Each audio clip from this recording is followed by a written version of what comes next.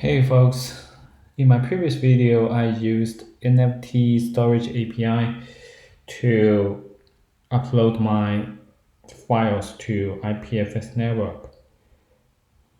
Not only just for uploading, also retrieval, so that I can show my uploaded files on my dashboard. I can also upload if I want. I also found it's not very ideal in using the NFT.Storage API as it timed out a couple times even during my video. I feel it's not that stable, so I was looking for some alternative. I happened to see this Web3.Storage, which I believe sponsored by the same party. Anyway, I signed in and created a API key. It's pretty similar in the API specification. So feel free to sign in if you're interested and get your API key created. We like to see how it performs. At least I can see it supports a much bigger free space. So not too much introduction to this product.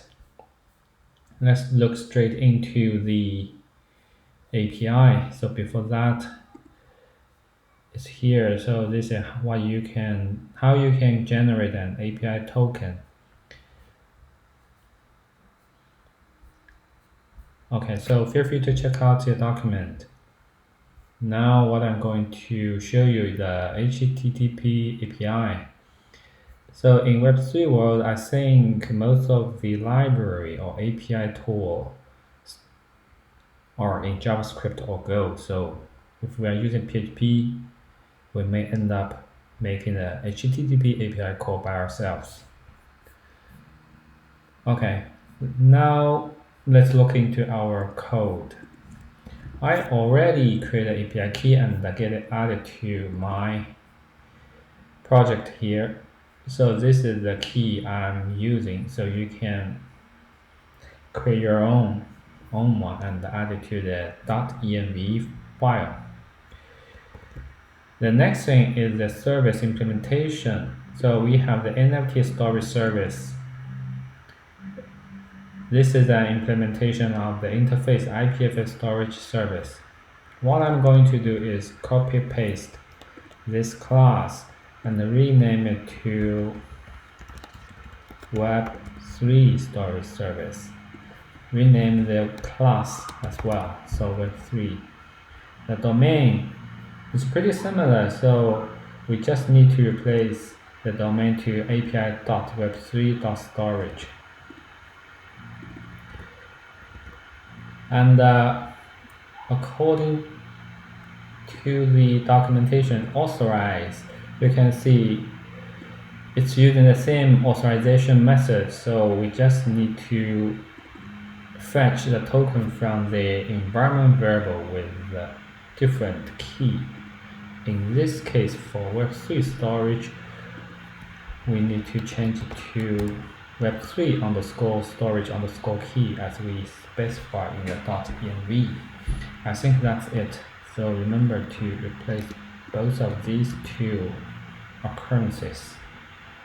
Okay, now for upload, let's look into the documentation. So two APIs you can use, /car or /upload. So to upload a car file, you use /car, otherwise /upload. So it's pretty the same. Yeah.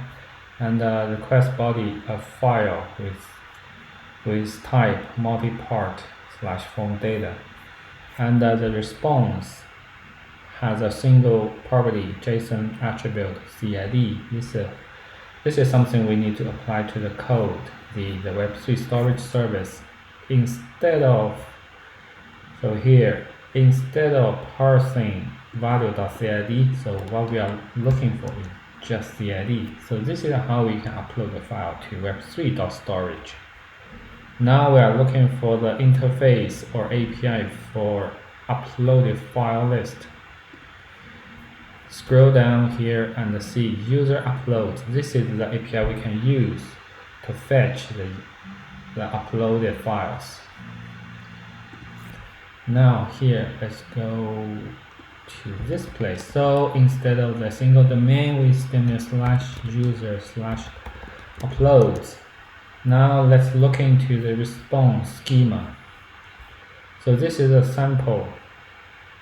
So you should see here there's no files, key, or property in the JSON blob. So it's an array. So if you look into the schema, so you should see it's a list an array with these attributes. So there's no files. So we need to update the code here. So we were looking for files, property or key in each item.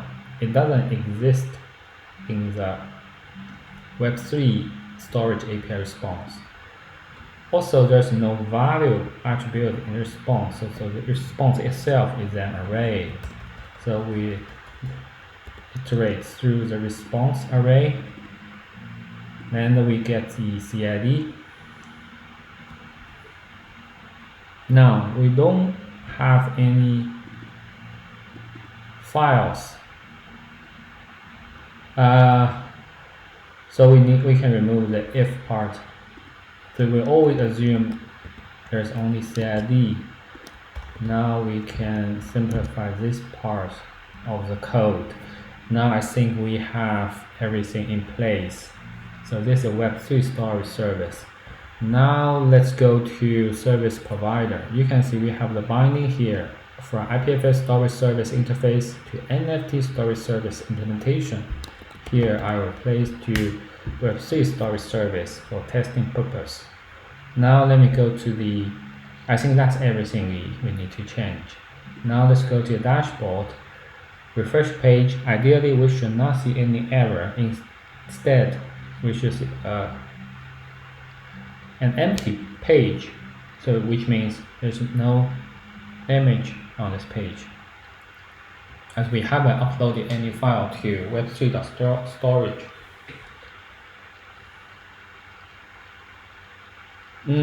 Actually wrong, I'm wrong. So this image got uploaded just before this video. I tried on from the Postman tool, so I tested the API just before this video. Now let me try to add some images. So example /3, this is a PNG. Now it's uploading. Everything works, I think.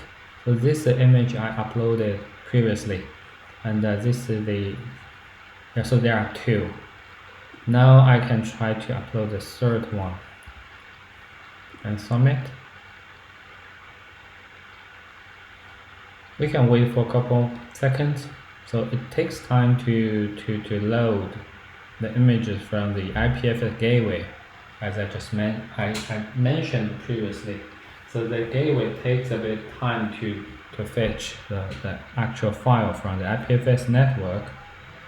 Okay, I think that's it for today. So this is how we can switch from NFT.Storage to Web3.Storage. It's a pretty simple switch. The API is pretty similar, so not too much code change required. According to my test, looks Web3.Storage is more stable. It also has some, if you look into the API documentation, it has some documentation here talking about the rate limit. So it's very clear what you need to be aware when you make too many requests. So as long as you follow the policy here, so you should be fine in using the API. Okay, I think that's it. So next step is that, as I said in my previous video, we are going to see how to wrap or implement a file driver so that it can be used as a typical storage or file system component with a customized driver. That'll be the next step. Okay, if you have any question, feel free to comment, or if you are happy with this session, so thumbs up and subscribe to the channel. Thanks. So this is what we have now. See you next time. Bye bye.